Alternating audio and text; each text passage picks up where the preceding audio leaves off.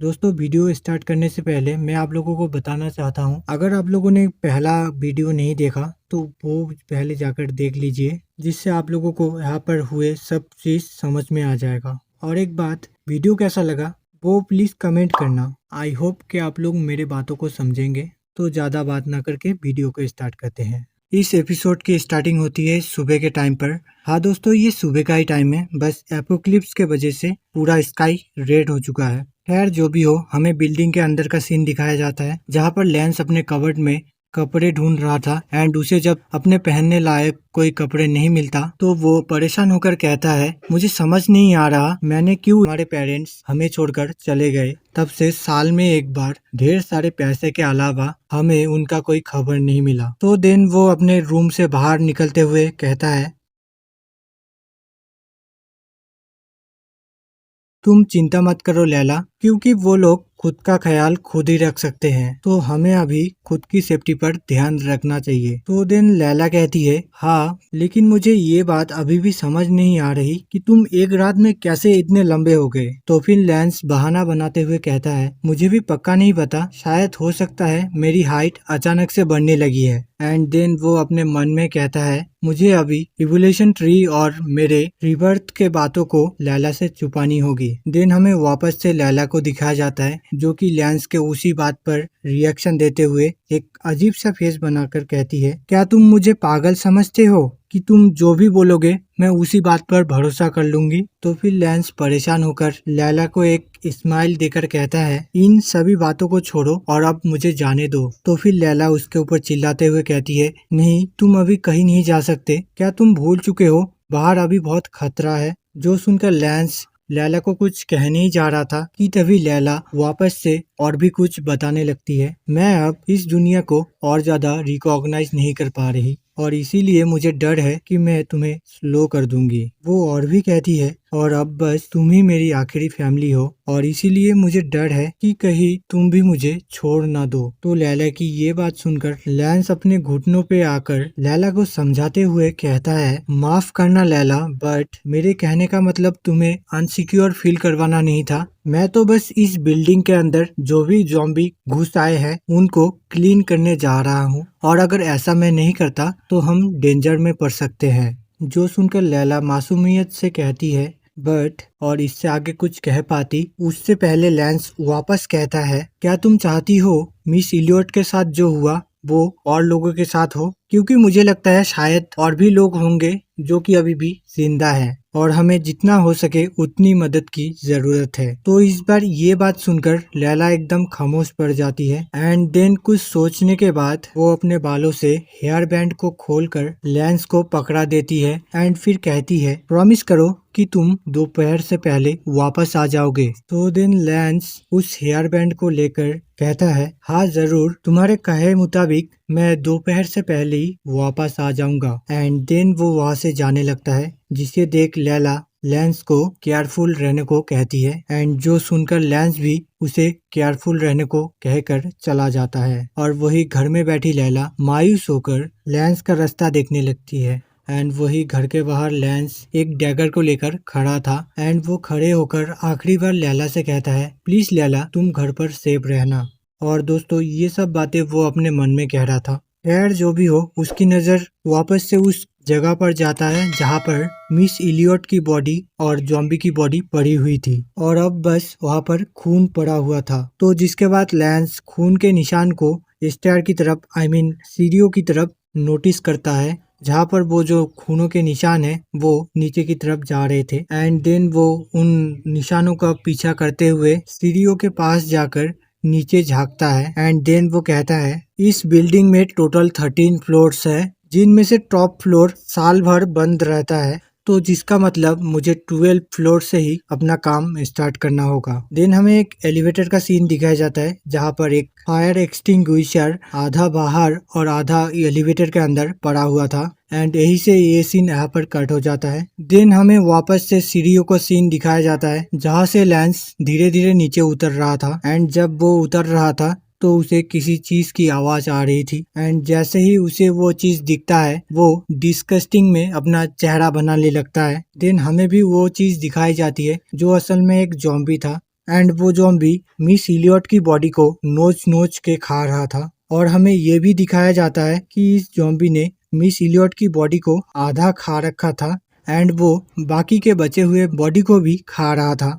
लेकिन जैसे ही उस ज़ॉम्बी को लैंस का प्रेजेंस फील होता है तो वो ज़ॉम्बी साइड पर सर घुमाकर लैंस की तरफ देखते हुए घुर्राने लगता है एंड देन अचानक से अपना सर एकदम से मोड़कर एक बड़ा सा मुंह खोल के लैंस के ऊपर चिल्लाने लगता है एंड फिर वो ज़ॉम्बी लैंस के ऊपर हमला करने के लिए चला जाता है। और ये देखकर लैंस भी अपना फाइटिंग पोजीशन बना लेता है एंड देन वो अपने मन में सोचने लगता है, अगर मैं पहले से 2 गुना स्ट्रांग हो चुका हूँ तो फिर ये अर्ली स्टेज ज़ॉम्बी एक ही स्ट्राइक में खत्म हो जाने चाहिए। और ये सोचने के साथ ही लैंस उस ज़ॉम्बी के ऊपर एक स्ट्राइक कर देता है जिससे उस ज़ॉम्बी के तुरंत ही चिथड़े उड़ जाते हैं एंड देन तभी सिस्टम नोटिफिकेशन आती है, आपने अभी एक अर्ली स्टेज ज़ॉम्बी को मारा है, जिस वजह से आपको अवार्ड के तौर पर एक इवोल्यूशन पॉइंट मिलता है। एंड फिर सिस्टम उसके स्टैट्स को दिखाने लगता है, जहाँ पर स्ट्रेंथ लेवल 2 पर ही था, एजिलिटी लेवल 1, एक्सप्लोरेशन लेवल 1 और स्पिरिट लेवल 1 पर था। एंड ये सब दिखाने के बाद सिस्टम में वापस से नोटिफिकेशन आती है, रिमाइंडर आपके पास अभी एक इवोल्यूशन पॉइंट है, क्या आप इस इवोल्यूशन पॉइंट को यूज करना चाहते हो आपके स्टैट्स को अपग्रेड करने के लिए। देन सिस्टम स्टैट्स अपग्रेड करने के लिए उन स्टैट्स की रिक्वायरमेंट दिखाने लगती है। दोस्तों मैं आप लोगों को ये चीज शॉर्टकट में बता देता हूँ। स्ट्रेंथ को 3 लेवल में अपग्रेड करने के लिए 6 एवोल्यूशन पॉइंट चाहिए, एजिलिटी को 3 एवोल्यूशन पॉइंट, एक्सप्लोरेशन को 2 एवोल्यूशन पॉइंट और लास्ट स्पिरिट को 10 एवोल्यूशन पॉइंट चाहिए 3 लेवल में अपग्रेड करने के लिए। तो ये सब देखने के बाद लैंस कहता है, मुझे अपनी स्ट्रेंथ को लेवल 3 पर अपग्रेड करने के लिए और 5 इवोल्यूशन पॉइंट चाहिए, जिसका मतलब मुझे अभी और 5 ज़ॉम्बीज को हंट करना होगा। और बात रही बाकी के स्टैट्स का, तो मुझे स्पिरिट को लेवल 2 पर अपग्रेड करना होगा और जिसके लिए मुझे चाहिए 10 evolution point. And then lens spirit के बारे में बताने लगता है, मैंने अपनी पास्ट लाइफ में सुना था कि स्पिरिट क्या कर सकती है और मैंने ये भी सुना था इस डार्क एरा में बस अवेकनर ही है जो कि म्यूटेटेड ज़ॉम्बीज का सामना कर सकते हैं। और ये जो अवेकनर्स है इनके अंदर डिफरेंट एबिलिटीज थी, जिन एबिलिटीज को एक सुपर पावर लिस्ट में लिखा गया था और इसी लिस्ट पर सबसे इनक्रेडिबल था स्पिरिट। और ये एबिलिटी जिसका भी अनलॉक हो जाए वो अवेकनर काइंड ऑफ इनविंसिबल बन जाएगा, जिसका कि कोई मुकाबला ही नहीं है। देन वो अपने स्टैट्स को देखकर कहता है, मेरा स्ट्रेंथ का स्टैट जिस परसेंटेज से बढ़ रहा है उस हिसाब से आगे चलकर मेरा स्पिरिट स्टैट भी 7, 8 या फिर 10 तक बढ़ सकता है। वो और भी कहता है, मुझे अवेकन एबिलिटी पाने के लिए लेवल 10 स्पिरिट तक पहुंचना होगा, जिसके लिए मुझे बहुत सारे पॉइंट कमाने होंगे जो कि मेरे लिए अभी पॉसिबल नहीं है। तो अभी के लिए मैं स्पिरिट को छोड़कर बाकी के स्टैट्स जैसे स्ट्रेंथ, एजिलिटी एंड एक्सप्लोरेशन को ज्यादा ध्यान दूंगा। और जिसके लिए मुझे ये समझते ही लैंस अपने डैगर को लेकर केयरफुल हो जाता है। देन उसे एक पट्टा दिखता है जो किस चीज का है वो आप लोग आइडिया लगा लेना, मैं नहीं बताऊंगा। खैर हम आगे बढ़ते हैं। वो जो पट्टा था वो खून से सना हुआ था एंड वो ये भी नोटिस करता है कि फर्श पर जो खून के दाग हैं वो बाथरूम की तरफ जा रहे हैं। और ये देखने के बाद वो बाथरूम की तरफ जाने लगता है एंड बाथरूम के पास जाकर वो कहता है, क्या वो चीज़ यहाँ पर है। एंड देन वो अपने लेफ्ट हैंड से बाथरूम के दरवाजे को पुश करता है और ये करते टाइम वो थोड़ा सा घबरा रहा था, लेकिन फाइनली जब वो दरवाजे को पुश कर कर अंदर झांकता है तो उसे एक लड़की की बॉडी दिखती है, जो देखकर लैंस कहता है, बॉडी देखकर लगता है ये नॉर्मल है और इसकी स्किन भी देखने में सही लग रही है, जिसका एक ही मतलब है ये कोई ज़ॉम्बी नहीं है। एंड ये सब जब वो सोच ही रहा था कि तभी उसे अपने पीछे एक डरावना प्रेजेंस फील होता है, जिस प्रेजेंस को फील करते ही लैंस के जो आंखें हैं वो चौड़ी हो जाती हैं। एंड वो इससे पहले कुछ करता उससे पहले हम उस डरावनी चीज को देख पाते हैं जो कि असल में एक ज़ॉम्बी था और उस ज़ॉम्बी ने ऑलरेडी अपना मुंह खोल लिया था लैंस को काटने के लिए। लेकिन तभी एक डैगर या नाइफ जो भी बोलो वो लहराते हुए आकर उस ज़ॉम्बी के मुंह के आर पार निकल जाता है। देन हम देख पाते हैं उस नाइफ को चलाने वाला और कोई नहीं अपना एमसी यानी कि लैंस था, जिसने अपना अल्ट्रा इंस्टिंक्ट दिखाते हुए उस ज़ॉम्बी का काम तमाम कर दिया था। एंड देन होना क्या है, सिस्टम नोटिफिकेशन आता है, आपने अभी एक अर्ली स्टेज ज़ॉम्बी को मारा है तो आपको वापस से एक एवोल्यूशन पॉइंट मिलता है। देन हमें लैंस को दिखाया जाता है जो अपने फेस के ऊपर से ब्लड को पोंछते हुए कह रहा था, ये बहुत क्लोज था, मुझे नोटिस ही नहीं हुआ ये कब मेरे पीछे आ गया। और जिसके बाद वो उस मरे हुए ज़ॉम्बी के बॉडी को घूरते हुए कहता है, मुझे अपनी आंखों को खुली रखनी होगी, मैं ये सोचकर केयरलेस नहीं हो सकता कि मेरे पास इवोल्यूशन ट्री है जो कि मेरे स्टैट्स को अपग्रेड करने में मदद करती है एंड इसीलिए मुझे अपने गार्ड्स को भी डाउन नहीं करना। और ये कहने के बाद वो वहाँ से जाने लगता है अपने नेक्स्ट टारगेट को ढूंढने के लिए। तो लैंस यहाँ पे जाते हुए कह रहा था, मेरे पास ज़्यादा टाइम नहीं है तो बेहतर होगा कि मैं थोड़ी तेज चलूं क्योंकि अभी भी 10 फ्लोर है जो कि मुझे क्लियर करनी है। तो ये सब बताते बताते वो और एक फ्लैट के दरवाजे के पास पहुंच जाता है एंड दरवाजे के पास खड़े होकर कहता है, लगता है ये जॉनसन का घर है। देन हम जॉनसन के घर के अंदर का सीन देखते हैं जहाँ पर मिसेस जॉनसन डोर व्यूअर से लैंस को देख रही थी एंड मिसेस जॉनसन ने एक बैट पकड़ रखा था। तो जिसके बाद लैंस दरवाजे को नॉक करता है, हेलो कोई घर पर है क्या। देन मिसेस जॉनसन दरवाजा खोलती है एंड उससे पूछती है, आखिर तुम इतने रात में यहाँ पर क्या कर रहे हो। जिसके जवाब में लैंस थोड़ा सा हिचकिचाते हुए कहता है, मेरा नाम है लैंस डॉर्नर और मैं फ्लैट नंबर 1202 में रहता हूँ और मैं असल में अपने फैमिली को सेफ रखने के लिए ये तसल्ली करने आया हूँ कि आपका ये जगह सुरक्षित है या नहीं। तो ये सुनकर मिसेस जॉनसन परेशान होकर कहती है, मैं तुम्हारी बात समझ गई लेकिन मैं तुम्हें भरोसा दिलाती हूँ मेरा घर बिल्कुल सुरक्षित है और मैं अभी रेस्ट करने जा रही हूँ। एंड ये कहकर वो दरवाजे को बंद करने लगती है और जो देखकर लैंस भी फटाक से अपना पैर दरवाजे में फंसा देता है ताकि मिसेस जॉनसन दरवाजे को बंद ना कर सके। तो दिन लैंस मिसेस जॉनसन को एक किलिंग इंटेंट दिखाकर कहता है, मुझे माफ करना बट मैं ये चीज खुद की आंखों से देखकर तसल्ली करना चाहता हूँ और जिसके लिए या तो आप मेरी मदद करो या फिर मैं जबरदस्ती करूँगा। मैं लैला की लाइफ को लेकर कोई रिस्क एफोर्ड नहीं कर सकता। तो अब मिसेस जॉनसन घबराहट में जवाब देती है, ठीक है बेहतर होगा कि तुम ये सब जल्दी खत्म करो। दोस्तों एक चीज नोटिस करना, ये औरत थोड़ा सा स्ट्रेंज बिहेव कर रही है और वो क्यों, वो हमें जल्दी ही पता चल जाएगा क्योंकि अब लैंस उनके घर के अंदर एंटर कर चुका था और उसके एंटर करते ही मिसेस जॉनसन ने दरवाजे को बंद कर दिया था। देन हमें अंदर का सीन दिखाया जाता है जहाँ पर सब कुछ देखने में नॉर्मल दिख रहा था एंड वही मिसेस जॉनसन लैंस से कह रही थी, देखा मैंने कहा था ना यहाँ पर कुछ नहीं है और ये जगह एकदम सेफ है। तो लैंस भी ये सब देखकर अपने मन में कह रहा था, देखने से तो लग रहा है इस जगह पर कोई भी ज़ॉम्बी नहीं है। और ये सब कहने के बाद वो एक दीवार के पास जाकर रुकता है जहाँ पर बहुत सारे सर्टिफिकेट्स लगे हुए थे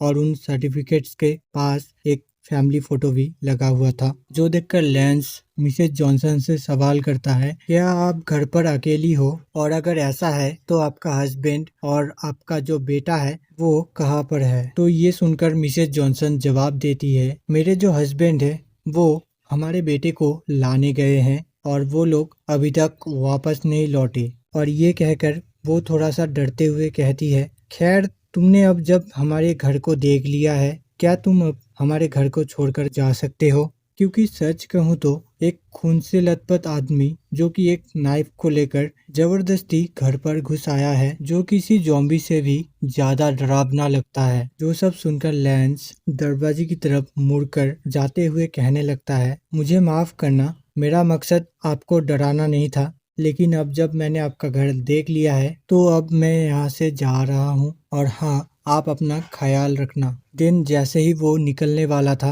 कि तभी उसे किसी चीज की आवाज आती है जो कि उसके पीछे एक रूम से आ रहा था। जो नोटिस करते ही वो दोबारा से पीछे की तरफ मुड़ जाता है एंड फिर उस रूम की तरफ देखकर कहता है, आखिर उस रूम पर कौन है। तो वही मिसेस जॉनसन बहुत ज़्यादा घबरा जाती है एंड वो कहने लगती है, उस रूम पर कोई भी नहीं है, मैं घर पर अकेली हूँ तो प्लीज़ तुम यहाँ से चले जाओ। देन लैंस कहता है, मुझे माफ़ करना बट मुझे चेक करना होगा। और फिर वो उस रूम की तरफ जाते हुए कहता है, क्या वहाँ पर कोई बिल्ली या फिर वैसा ही कुछ हो सकता है? एंड देन जैसे ही वो उस रूम के दरवाजे को खोलने वाला था कि तभी मिसेस जॉनसन उसके ऊपर चिल्लाते हुए कहती है, मैंने कहा ना तुम यहाँ से चले जाओ, लेकिन फिर भी तुम मेरे बेडरूम का दरवाजा खोलने जा रहे हो, जो कि मैं तुम्हें करने नहीं दूंगी। लेकिन मिसेस जॉनसन के मना करने के बाद भी लैंस नहीं रुकता और वो फाइनली दरवाजे को ओपन कर देता है एंड देन धीरे धीरे दरवाजे को खोलकर उस रूम के अंदर झांकने लगता है एंड झांकते ही उसे बहुत ज़्यादा खून की स्मेल आने लगती है, जिस स्मेल को सूंघकर वो कहता है इस रूम का जो हवा है वो खून के स्मेल से भर चुका है। लेकिन तभी उसे कुछ नोटिस होता है, जो देखते ही वो शॉक हो जाता है एंड उसके पसीने छूटने लगते हैं एंड देन वो अपना चाकू लेकर उस गेट के पास बैठ जाता है। लेकिन तभी उसके पीछे एक शैडो अपीयर होता है, जो असल में कौन था वो दिखाने से पहले ही हमारा सीन कट हो जाता है और हमें उस रूम के अंदर के सीन को दिखाया जाता है, जो देखकर लैंस का पसीना टपक रहा था। और वो चीज असल में एक जॉम्बी किट था, मतलब कि एक बच्चा जो कि जॉम्बी बन चुका था और उस जॉम्बी किट ने एक डेड बॉडी पकड़ रखा था, जो कि देखने में बहुत ज्यादा स्कैरी था एंड उससे भी स्कैरी था इसका स्माइल, जो कि ये लेंस को नोटिस करने के बाद कर रहा था एंड उसे कह रहा था क्या तुम मेरे साथ खेलना चाहते हो। देन हमें वापस से उसी सीन को दिखाया जाता है जहाँ पर लेंस के पीछे एक औरत का शैडो अपीयर हुआ था, जो शैडो लेंस के ऊपर बैट से हमला करने ही वाला था कि तभी लेंस को इस चीज का भनक लग जाता है एंड वो टाइम ना गवाकर तुरंत वहां से हट जाता है, जिस वजह से जो अटैक था वो जाकर फर्श पर लगता है एंड देन हमें दिखाया जाता है वो औरत और कोई नहीं मिसेस जॉनसन थी। और अब मिसेस जॉनसन को देखने के बाद लेंस मिसेस जॉनसन से सवाल करता है, मिसेस जॉनसन आप ये क्या कर रही हो। और इसके बाद वो और कुछ पूछता उससे पहले उस जॉम्बी किट ने लेंस के ऊपर हमला कर दिया था एंड वो जॉम्बी किट हमला करते हुए कह रहा था चलो एक साथ खेलते हैं। देन हम लेंस को देखते हैं जो कि बहुत ही मुश्किल से इसके अटैक को अपने नाइफ से ब्लॉक करता है एंड देन कहता है ये जो जॉम्बी किट्स हैं ये ज्यादा स्ट्रांग तो नहीं है, लेकिन ये बहुत ज्यादा फास्ट होते हैं। तो जिसके बाद लेंस उस जॉम्बी किट को एक किक करता है जिससे वो जॉम्बी दूर जाकर गिरता है एंड देन वो उस जॉम्बी किट की तरफ बढ़ने लगता है उसके ऊपर अटैक करने के लिए। लेकिन तभी मिसेस जॉनसन लेंस के सामने टपक पड़ती है और वो लेंस को रोकते हुए कहती है तुम वही रुक जाओ और मेरे एलिस से दूर रहो। तो फिर लेंस परेशान होकर मिसेस जॉनसन को समझाने लगता है, मिसेस जॉनसन आप अपने होश में आइए, क्योंकि वो अब आपका बेटा नहीं है, वो एक जॉम्बी बन चुका है जो कि बस खाने के अलावा और कुछ भी नहीं जानता। तो प्लीज आप मेरे सामने से हट जाइए, क्योंकि आप हम दोनों को ही डेंजर में डाल रही हो। तो लेंस के इतना समझाने के बाद भी हम उस दिमाग से पैदल मिसेस जॉनसन को देख पाते हैं, जो कि घबरा कर रोते हुए कहती है नहीं नहीं एलिस कोई जॉम्बी नहीं है, वो सिर्फ थोड़ा सा बीमार है और उसे इलाज मिलते ही वो फिर से पहले जैसा हो जाएगा। और ये सब जब वो लेंस से कह रही थी तभी हम उसके पीछे जॉम्बी किट को देखते हैं, जो कि अटैक करने के लिए बहुत तेजी से आ रहा था। लेकिन हम मिसेस जॉनसन को देखते हैं जिनकी बातें अभी तक पूरी नहीं हुई थी और वो कह रही थी मैं जिंदा रहते हुए तुम्हें एलिस को हर्ट करने नहीं दूंगी। और ये बात कंप्लीट होते ही एलिस यानी कि जॉम्बी किट मिसेस जॉनसन के ऊपर अटैक करने के लिए पहुंच जाता है, जो देखकर लेंस चिल्लाकर मिसेस जॉनसन से कहता है मिसेस जॉनसन आप खुद को संभालिए। लेकिन क्या जो होना था वो हो ही गया। मिसेस जॉनसन के चेस्ट के आर पर एक हाथ चला गया जो कि उस जॉम्बी किट का था और ये अचानक होने के वजह से मिसेस जॉनसन कुछ भी नहीं कर पाती और वो सिर्फ उसी हाथ को घूरने लगती है जो हाथ उनके बॉडी के आर पर चला गया था। एंड वही हम जॉम्बी किट यानी कि एलिस को देखते हैं जो कि बार बार कह रहा था मुझे स्कूल जाने से नफरत है। एंड देन मिसेस जॉनसन एक डेड बॉडी की तरह जमीन पर धड़ाम से गिरती है, जो देखकर लेंस अब गुस्सा हो जाता है एंड चिल्लाते हुए कहता है रुक जाओ। और फिर वो बहुत ही तेजी से जॉम्बी किट की तरफ जाने लगता है। एंड दोस्तों हम देख पाते हैं वो जॉम्बी उस पहले वाले डेड बॉडी को वापस से खाना शुरू कर दिया था। खैर हम लेंस को देखते हैं जो कि उस जॉम्बी की तरफ जा ही रहा था कि तभी उसे कुछ नोटिस होता है एंड वो जैसे ही नीचे देखता है तो उसे पता चलता है मिसेस जॉनसन ने उसके पैर पकड़ रखे हैं और वो अभी तक मरी नहीं थी, लेकिन मरने के कगार पे थी, और वो मरने के कगार पे होते हुए भी उससे कह रही थी, प्लीज तुम एलिस को मत मारो, वो बस एक 13 साल का बच्चा है। तो लेंस रुक कर कहता है, आप कभी भी एक जॉम्बी को इंसान नहीं बना सकते, और इसीलिए मुझे माफ कर देना, लेकिन मैं एक जॉम्बी को ऐसे ही खुला नहीं छोड़ सकता। तो ये सुनकर मिसेस जॉनसन फिर भी बिलीव नहीं करती, एंड वो कहती है,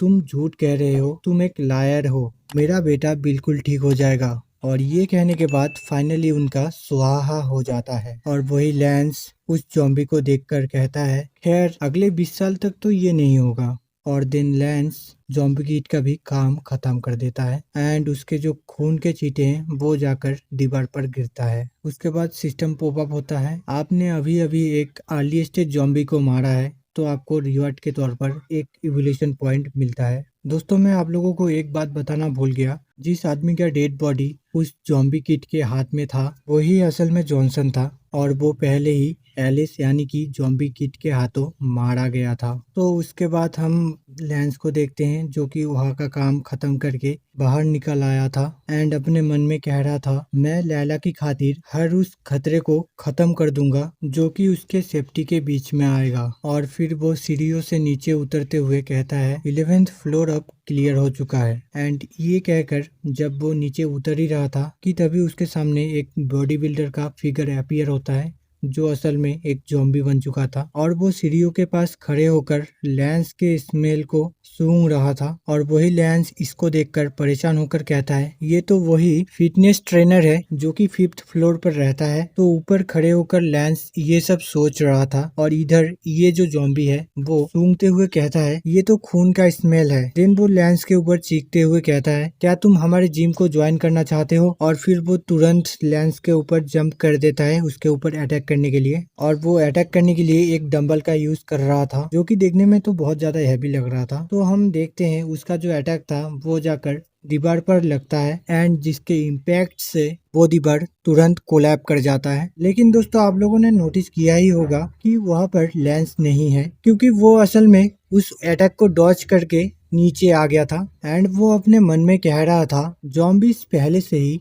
नॉर्मल ह्यूमंस से ज्यादा स्ट्रांग है, और अगर कोई ह्यूमन पहले से ही स्ट्रांग है और वो जॉम्बी बन जाए तो उन्हें मारना और भी मुश्किल है। देन वो अपने पीछे नोटिस करता है कि उसके ऊपर वापस अटैक हो चुका है, और वो भी डंबल फेंक के, जिसको देखकर लैंस जल्दी से वहां से हट जाता है एंड पीछे चला जाता है। और जैसे ही वो अपना पैर फर्श पर रखता है, तभी अचानक उसके पीछे रहे दीवार को तोड़ते हुए एक क्रिएचर का हाथ निकल आता है, जो देखकर लैंस बहुत ज्यादा शॉक हो जाता है, लेकिन वो कुछ कर पाता उससे पहले ही वो दीवार लैंस के ऊपर गिर जाता है। तो जिसके बाद हम लैंस के लेफ्ट हैंड को देख पाते हैं, जो कि इंजर्ड हो गया था और उससे खून टपक रहा था, जिस हाथ को लेकर लैंस थोड़ा सा डिस्टेंस बनाते हुए दूर चला आता है।